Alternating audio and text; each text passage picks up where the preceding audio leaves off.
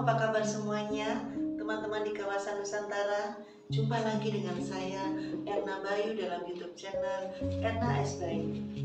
Kita kali ini akan membahas tentang ADHD atau gangguan pemusatan perhatian dan hiperaktivitas.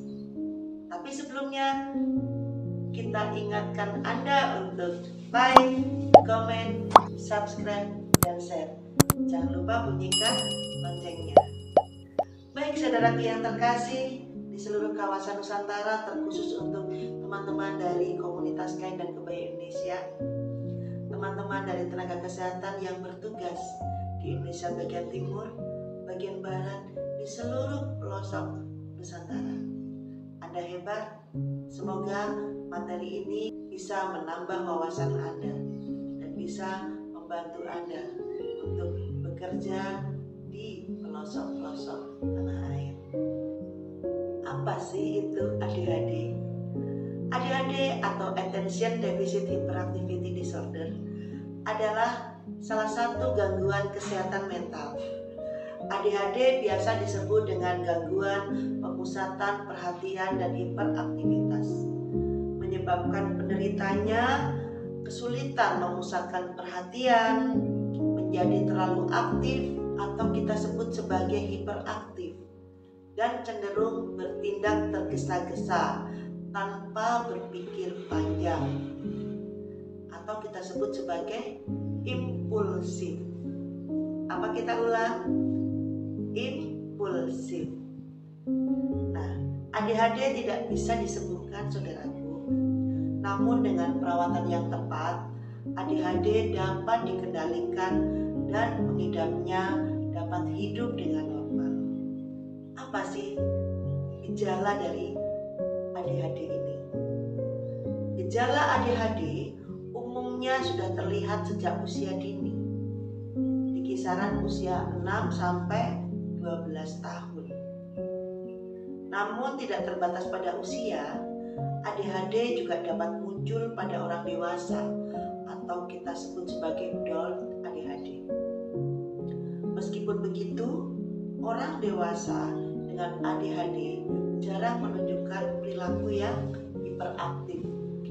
Jadi, yang seringkali kita lihat perilakunya hiperaktif biasanya adalah anak-anak.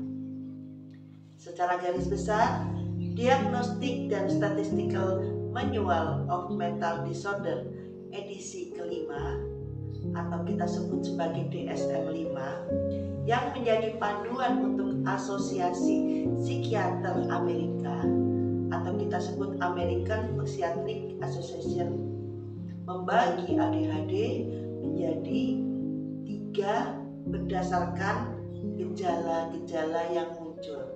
Yang pertama didominasi perilaku hiperaktif dan impulsif. Yang kedua didominasi pada ketidakmampuan untuk memusatkan perhatian. Yang ketiga campuran dari keduanya. Yuk kita simak bersama-sama gejala ADHD pada anak-anak.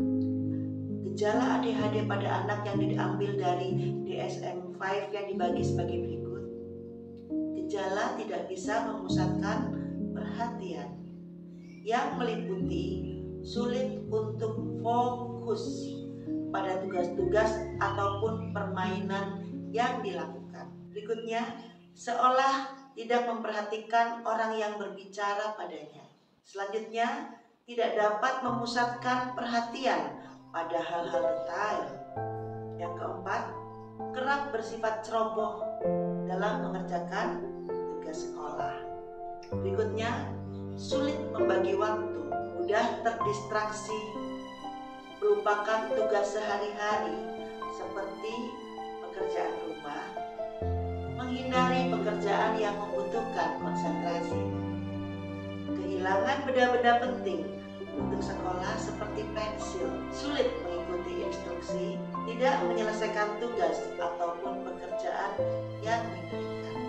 Sedangkan perilaku hiperaktif dan impulsif ditandai dengan bermain-main atau mengetuk-ketukkan jemari dan terus bergerak walaupun sedang duduk beristirahat, sulit untuk diam dalam jangka waktu yang lama, berbicara terlalu banyak, sulit untuk melakukan aktivitas dengan tenang, sulit untuk menunggu giliran, tidak sabar memberikan jawaban, bahkan sebelum pertanyaan itu selesai diajukan, menginterupsi percakapan ataupun aktivitas yang dilakukan oleh orang lain, berlari-lari atau memanjat-manjat tanpa mengenal situasi. Sedangkan gejala ADHD pada anak-anak adalah DSM-5 tidak mencantumkan secara spesifik diagnosis untuk orang dewasa yang mengalami ADHD. Namun beberapa gejala yang dapat terlihat pada orang dewasa adalah sebagai berikut: sulit mengatasi stres, sulit mengerjakan beberapa tugas dalam satu waktu atau kita sebut sebagai multitasking, perubahan suasana hati yang berulang, perilaku impulsif atau berulang-ulang, melakukan aktivitas yang berlebihan, sulit mengatur waktu, temperamental dan tidak sabaran, sulit untuk duduk diam. Apa sih penyebab dari gangguan pemusatan perhatian dan hiperaktivitas atau kita sebut sebagai ADHD? Hingga kini penyebab ADHD belum diketahui secara pasti. Namun ADHD digolongkan sebagai hambatan neurodevelopmental akibat gangguan pada perkembangan syaraf yang berkaitan dengan cara otak bertumbuh dan berkembang. Berapa faktor risiko yang dapat menyebabkan gangguan neurodevelopmental pemicu ADHD meliputi: yang pertama, faktor keturunan. Yang kedua, lahir prematur sebelum 37 minggu, berat badan rendah saat lahir, adanya riwayat epilepsi, cedera otak, kebiasaan merokok maupun penyalahgunaan alkohol atau narkotika pada saat mengandung, masalah pada otak pada saat masa perkembangan, paparan atau zat-zat kimia seperti timah.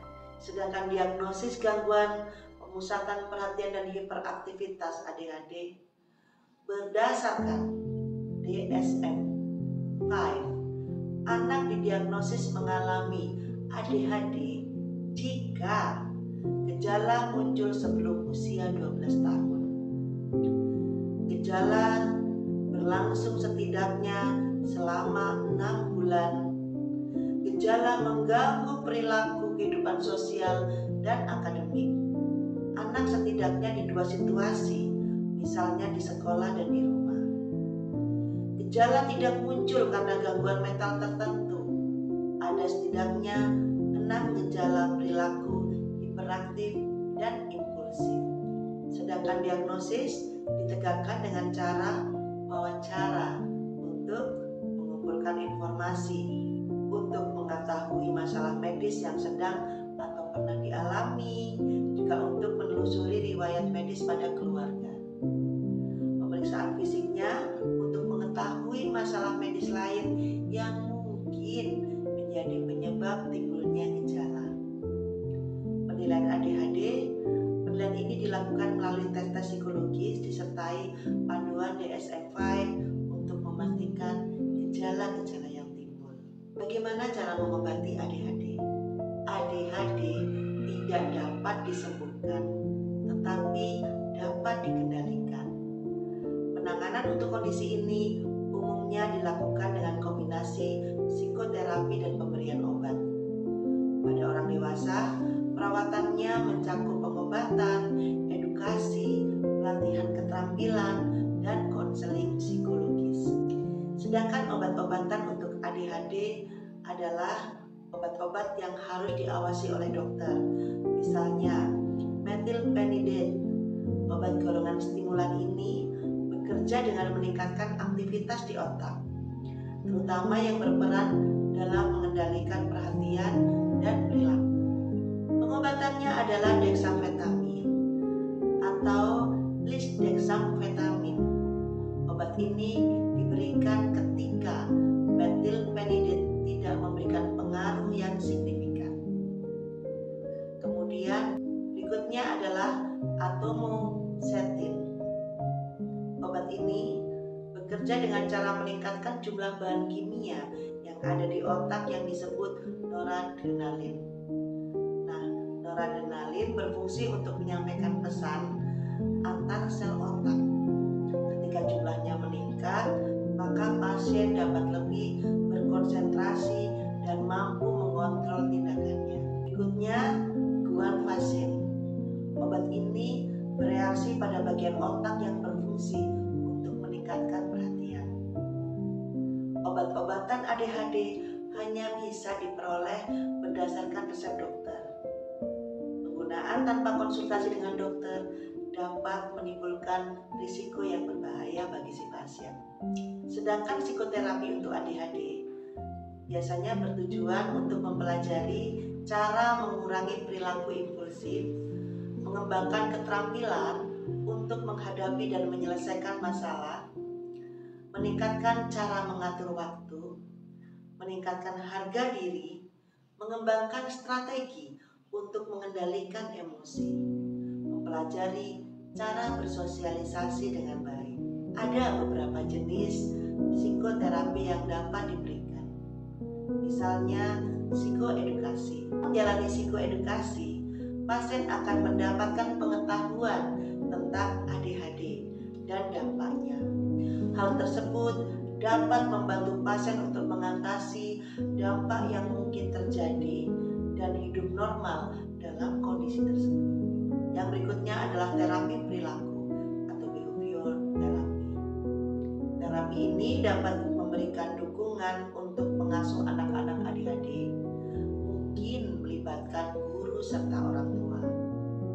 Terapi perilaku biasanya terdiri dari manajemen perilaku yang menggunakan sistem hadiah, hukuman untuk mendorong anak-anak mengendalikan perilakunya. Misalnya, Anda ingin mengendalikan dia agar duduk diam. Maka ketika berhasil, Anda memberikan hadiah.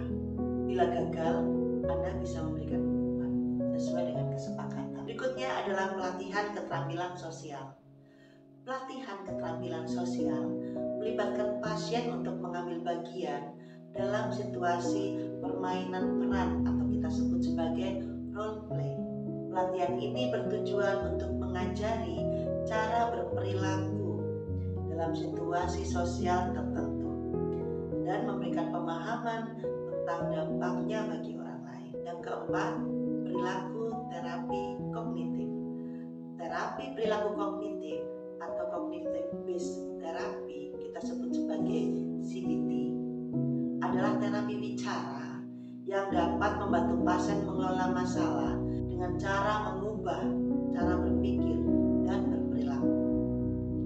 Seseorang terapis akan mencoba mengubah perasaan pasien tentang suatu situasi yang pada akhirnya akan berpotensi untuk merubah perilakunya. Yang kelima adalah program pelatihan dan pendidikan orang tua. Program pelatihan dan pendidikan ini dirancang khusus untuk membantu orang tua dalam mempelajari cara-cara khusus untuk berbicara, bermain, serta merawat anak-anak yang mengalami ADHD. Bagaimana cara merawat anak dengan ADHD? Orang tua harus memperhatikan obat-obatan yang dikonsumsi jika memang dokter memberikan obat-obatan tersebut. Orang tua harus selalu melakukan pengawasan terhadap konsumsi obat-obat anak. Pastikan untuk selalu mengatur dosis dan memberikannya obat secara langsung pada anak. Orang tua juga dianjurkan untuk menyimpan obat-obatan di tempat yang sulit untuk dijangkau anak. Artinya, ini adalah obat-obat yang berbahaya dan bisa menimbulkan ketergantungan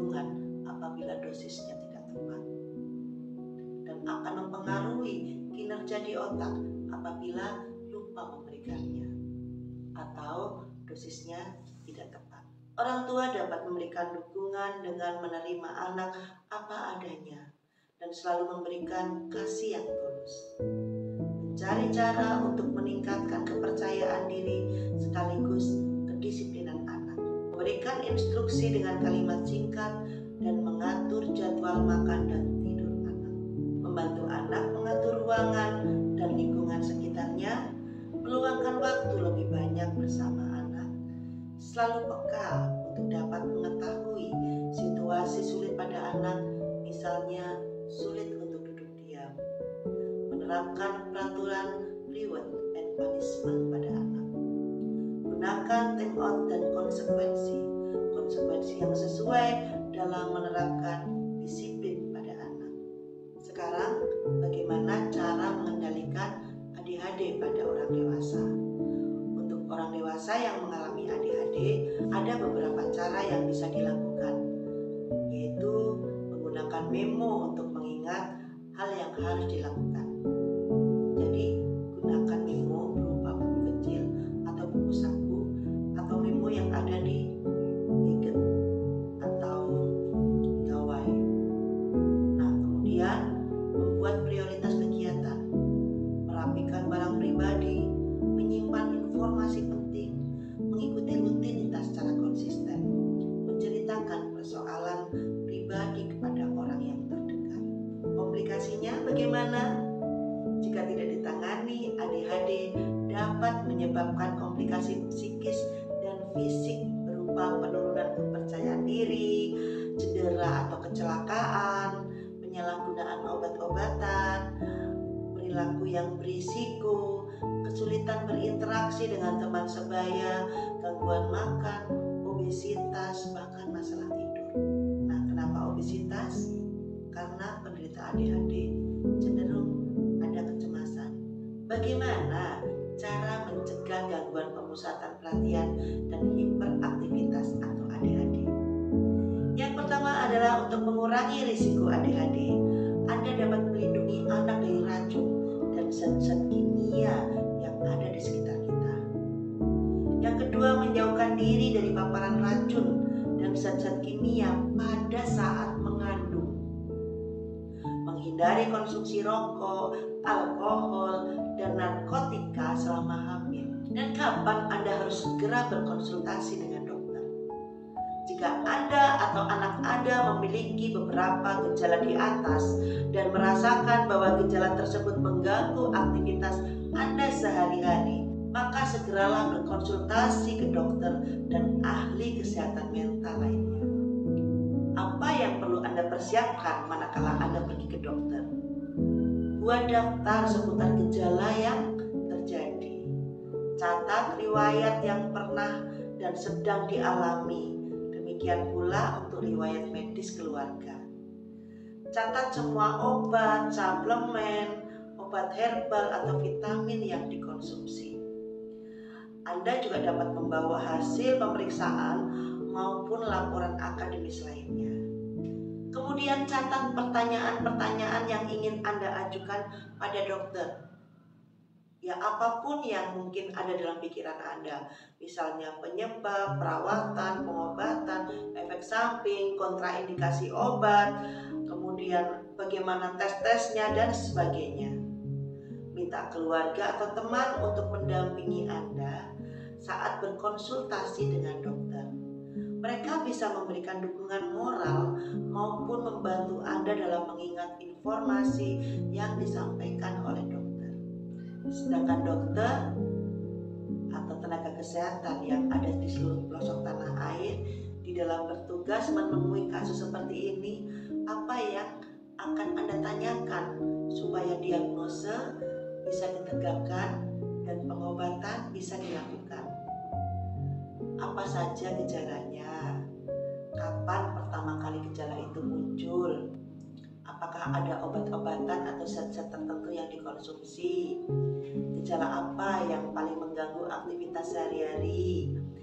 Kapan biasanya gejala tersebut dirasakan? Apakah gejala tersebut muncul secara terus-menerus atau timbul tenggelam? Kemudian apakah ada masalah sosial? Berikutnya juga boleh ditanyakan tentang performa pekerjaan atau akademik pada diri Anda dan anak Anda, bagaimana pola tidurnya, di mana saja gejala-gejala itu muncul, apakah ada sesuatu yang memperburuk gejala itu muncul. Nah, apakah ada yang dapat memperbaiki kondisi itu? Apakah anak tidak dapat membaca atau memiliki kesulitan dalam membaca? Itu anak ya. Kemudian apa saja teknik yang Anda lakukan untuk mendisiplinkan anak? Setelah itu dokter akan melakukan pemeriksaan fisik dan menganjurkan pemeriksaan penunjang. Langkah ini bertujuan untuk memastikan diagnosis adik-adik agar penanganan yang tepat dan bisa diberikan. Sekian dari saya.